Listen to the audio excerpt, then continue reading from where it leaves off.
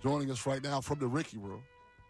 Does a tremendous job covering Eagles for NBC Sports Philadelphia. Joins us each and every Friday. I have his story in front of me. Physical and nasty. How the Eagles found their identity. Mr. Dave Zangaro. How you doing today, Dave? I'm doing well. Excited for another playoff game here. Yeah, it's very exciting. We keep on rolling along.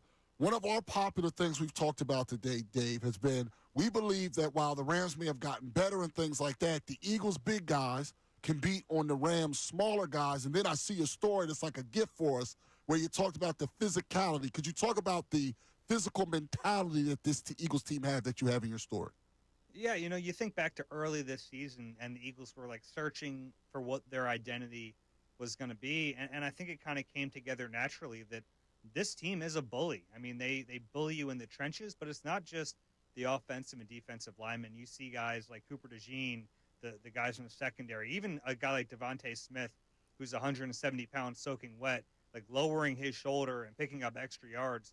That's become the mentality of this team. And I think this is a strategy and a formula that can take you really far. And it's taken the Eagles this far. And I agree with you guys. You look at what happened in Week 12. I don't think that was a fluke against the Rams. I think that was just one team asserting its will against another team that, the Rams are a good team. And I think they've gotten better. But they're a little bit more of a finesse team than the Eagles. The Eagles are a ground and pound, punch you in the face kind of team. And I think that plays well in any conditions, but I think it especially plays well when we're talking about football in January in the snow. Yeah, you talk about January in the snow. Now, in all honesty, I think me and Ty have sat here today and just believe that the Eagles win this game in the trenches. Do you believe that also? I do, and that's not to take anything away from the Rams' defensive line. If you watched them against the Vikings, it was a really solid effort. They got after the quarterback. Sam Darnold was out there seeing ghosts. They were getting in his face constantly in that game. But this Eagles offensive line is way better than that Vikings offensive line. And I think they're going to be able to dictate the terms of this game.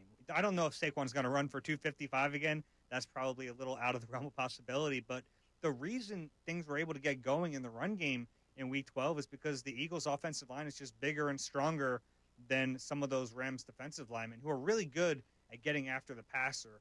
Some of those interior linemen, they're a little undersized and they're really good at kind of hitting a gap and getting upfield. But if you get a body on them and you have the Eagles offensive line, which isn't just good, it's massive. And those guys are kind of road graders. They can run block as well as any team in the league.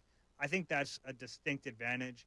And then, of course, if the Rams want to really sell out and try to stop the run, which might be a wise thing in this game, then you feel really good about the Eagles receivers against those cornerbacks, especially with Witherspoon, one of their starters, a little banged up. Dave, speaking of that, we had some talk earlier in the week about Jaylen Herz. And what's odd for us, and maybe you can help us, is we were saying there were a bunch of people that called us last week and said, Jalen's going to be rusty. Jaylen was going to be rusty. Then when Jaylen wasn't great and the game plan was kind of vanilla, then rather than say, okay, he was rusty, now all of a sudden that went out the window. Do you think the, quote, real Jaylen Herz will show up this week, given the parameters of what you just laid out with the Rams secondary? Yeah, it's a good question. And we've been talking about the passing offense for a while now. It's not like this was a one-week thing. It came up in a big way after that Panthers game a few weeks ago. And then the game right after that was the Steelers game. And everyone thought, okay, well, maybe all those issues are solved. And then the very next game, he gets that concussion. So we didn't really get to see it over an extended period of time. When I asked A.J. Brown about the passing offense this week and why he's confident it can get back to being much better, and he said because they've done it before, which is true. And they have all the elements there to be a good passing offense. They have the offensive line that can pass protect. They have a running back that can draw defenders in. They have receivers and a tight end who can win in their matchups. And they have a quarterback who, yes, he's been a little up and down at times this season, but we've seen him in big moments be able to complete some of those passes. I think last week the inefficiencies in the passing game were a little bit by design. I know that sounds weird, but I think it was such a conservative game plan in that one. And look, at this point we said in the year, the same thing on the show, Dave. Thank you for that. Yeah. I mean, at this point in the year, you're just trying to advance, right? You're trying to do whatever you can to win. Now, we can say all that, but I think it is important to note that, if this team is going to go to the Super Bowl, which is ultimately the goal and a very realistic one for how good this team is, I think it is fair to look at both sides and say, okay, I think the passing offense at some point is probably going to need to be better than it was in the wild card round. I think we can all probably agree on that. I think it comes down to whether or not you have faith that it's going to be when they need it to be there. I think they have all the elements to make you think that it can be. You bring up that in the passing game, and obviously Brown had a great game against these guys last time, over 100 yards. Now, is A.J. Brown at 100%, and can he pull off another one of those games, especially if it's going to be weather-wise snowing? Yeah, I think he will be able to be effective in the snow. As far as his health, he says he feels fine. Obviously, he's not 100% because the Eagles are managing him throughout the week just to get him to Sunday. I don't know if he's going to be at 100%, but A.J. Brown at whatever percent he is still a really good receiver. And we watched him in Week 12. It was mostly damage against Darius Williams, who's their best corner. Akil Witherspoon, by the way, who might not play in this game, who's been banged up with that thigh injury, did not practice Wednesday or Thursday. A couple years ago, you guys remember that Steelers game. That was Witherspoon on him then. So a lot of confidence in the Eagles receivers against those cornerbacks. Now, look, it might be a game where the Eagles try to run the ball. They're able to run the ball, and maybe it's another game where we don't see Jaylen drop back and pass a ton. But I do have some confidence in those one-on-one matchups on the outside if they need to go to them. We're speaking with Dave Zangaro on the Comcast Business Hotline. Does a tremendous job covering the Eagles for NBC Sports Philadelphia. Go back to your story for a moment. Somewhere around halfway through the year, you come on with us every week. You started to really believe in how good this football team was. What was it during the season before we got to this point that made you buy in? Was it the physical nature that they were playing? Is it the amount of good players? Because we were skeptical, just like all of us in the preseason, about, hey, there's a lot of things we don't know. But somewhere around midseason, you got pretty optimistic. Was it related to the things you were talking about with how physical this team is? That's definitely one of the elements because, look, that's a formula that stands the test of time. Like, if you can be this type of physical team, you're going to have a good shot on Sundays. Now, certainly you need the talent to go along with that. And offensively, they have that talent. I think there were a lot of questions about the defense this year just because it was so new. They're learning a new scheme, even though there were certain elements that carried over from what they've done in recent years. A lot of young players and a new scheme. You're wondering how it would all come together. About halfway through the season, you're like, okay, this is no fluke. This defense is legit. They are so good. They are so advanced for where I expected them to be. Like, you watch this defense in zone coverage, you'd think they've been together for years, the way they're passing off zones, and they're so disciplined with their eyes. It's been just a tremendous job of coaching to get these guys so far along in this defense. So we have a defense like this. You have a run game that's that effective, and you just have that talent on offense. Like, all of a sudden, it's a really good recipe. And the intangible part of this is, like, being around the team, you get a vibe.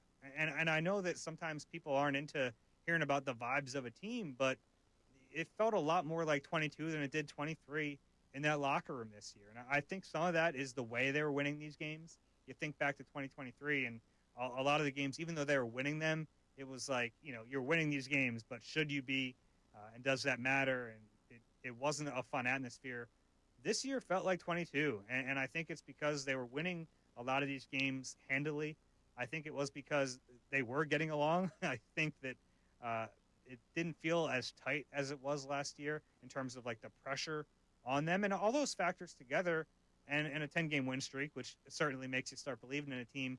Yeah, you started to get the sense that this team is not just maybe a playoff team or maybe a division winner, but a team that could go all the way. And I'm still there. I think that they deserve to be the heavy favorites in this game.